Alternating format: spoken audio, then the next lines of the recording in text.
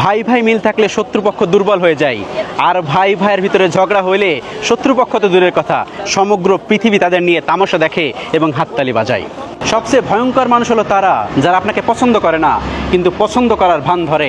আশেপাশে দেখবেন অনেক মানুষ আছে যারা কিন্তু আপনাকে পছন্দ করে না কিন্তু আপনাকে পছন্দ করার ভান ধরে, না বাবা তুমি তো অনেক ভালো, তুমি তো এই কাজটা করতেছো, কিন্তু আসলে কিন্তু তারা আপনাকে পছন্দ করে না কিন্তু পছন্দ করার ভান ধরে।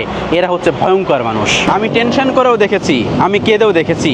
শান্তি একমাত্র মহান রব্বুল আলামিনের উপরে সব কিছু ছেড়ে দেওয়া। আলহামদুলিল্লাহ, যা কিছুই হোক না কেন সব কিছুই মহান রব্বুল আলামিনের উপর ছেড়ে দেন, দেখবেন ভালো কিছুই হবে ইনশাআল্লাহ। একটা ছেলের জীবনে সব থেকে বড় পাওয়া হলো তার মায়ের পরে আর একজন বিশ্বাসযোগ্য নারী পাওয়া। কারণ একজন বিশ্বাসযোগ্য নারী একজন পুরুষকে সফলতার সর্বোচ্চ চূড়ায় পৌঁছাতে পারে, আবার একজন নারী একজন পুরুষকে সফলতার সর্বোচ্চ চূড়া থেকে নিচে নামিয়ে নিয়ে আসতে পারে।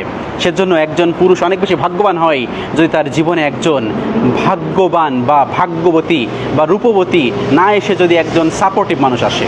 আজকাল মানুষ প্রয়োজনের সঙ্গে সঙ্গে সম্মান করে, যার যতটুকু প্রয়োজন তাকে ততটুকু সম্মান করে। এই প্রয়োজন শেষ হয়ে যাবে, সম্মানটাও শেষ হয়ে যাবে। কি অদ্ভুত এক পৃথিবীর নিয়ম শুরু হয়ে গেছে। আপনার যতটুকু দিতে পারবেন বা আপনি যতটুকু দিতে পারবেন ততটুকু সম্মান পাবেন, তা নাহলে সম্মান পাবেন না। আমার কাছে সেরা মানুষ হলো তারাই যাদের কাছে অহংকার করার জন্য যথেষ্ট যোগ্যতা থাকার পরেও যারা কোনো রকম অহংকার করে না, তারাই হচ্ছে আমার কাছে সেরা মানুষ। ছেলেরা বিয়ে করার আগে অবশ্যই মেয়ের মাকে দেখে নেবেন। সবসময় মনে রাখবেন, মেয়ের মা যেমন হবে মেয়ে কিন্তু তেমনই হবে। রক্ত কিন্তু কখনো বেইমানি করে না। একটা কথা একটু রিয়েলাইজ করুন, আম গাছে তো আমই ধরবে, তাই না? আম গাছে তার জাম ধরবে না, আর জাম গাছের জামই ধরবে, কখনোই আম ধরবে না। সেজন্য এই কথাটা চিরন্তন সত্য, মা যেমন সন্তান তেমনই হবে। কারোর জন্য নিজের জীবনের সুখ বিসর্জন দিবেন না। যাদের জন্য আপনার জীবনের সুখ বিসর্জন দিবেন একদিন তারাই আপনাকে বলবে, আমি কি বলেছিলাম আমার জন্য এগুলো করতে? এত আত্মীয় স্বজন দিয়ে লাভ কি যদি বিপদের সময় কাজে না আসে? এত প্রিয় মানুষ থেকে লাভ কি যদি বিপদের দিন আপনার পাশে এসে না দাঁড়ায়? এত আত্মীয় স্বজন আপনার আশেপাশে গুনগুর করে লাভ কি যদি আপনার বিপদের সময় আপনার ঢাল হয়ে না দাঁড়ায়? সবসময় একটা কথা মনে রাখবেন, আগাছার মতো বেড়ে না উঠে একা একা বেড়ে উঠুন। দেখবেন অনেক গাছ আগাছার মতো বড় হয়, তারা কিন্তু দিন শেষে কাটা পড়ে যায়। সেজন্য কখনোই আগাছার মতো বড় হবেন না, একা একা বেড়ে ওঠার চেষ্টা করুন।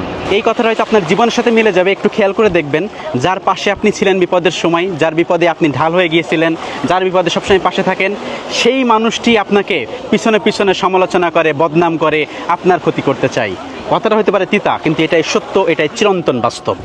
অভাবী মানুষকে আত্মীয় স্বজনও পরিচয় দিতে লজ্জা পায় এবং আত্মীয় স্বজনও এড়িয়ে চলে। কেন জানেন? কারণ ওই অভাবী মানুষটা যদি আত্মীয় স্বজনের কাছে চেয়ে বসে। তাই জীবনে কিছু না কিছু করার চেষ্টা করুন। সবসময় মনে রাখবেন, আপনি যদি অভাবী হন তাহলে সবাই কিন্তু আপনাকে এড়িয়ে চলবে। বয়স 21-এর পর মানুষ কখনোই আপনাকে দেখবে না আপনি সুন্দর না কালো, আপনার হাইট কত, আপনি কি স্মার্ট সুদর্শন নাকি আপনি দেখতে কালো, কিচ্ছু দেখবে না। মানুষ তখন একটা জিনিস দেখে আপনার জাজ করবে, আপনি টাকা ইনকাম করতেছেন কি করতেছেন না। যদি ইনকাম করেন আপনার মূল্য আছে, আর না হলে ইনকাম না করলে কোথাও মূল্য পাবেন না।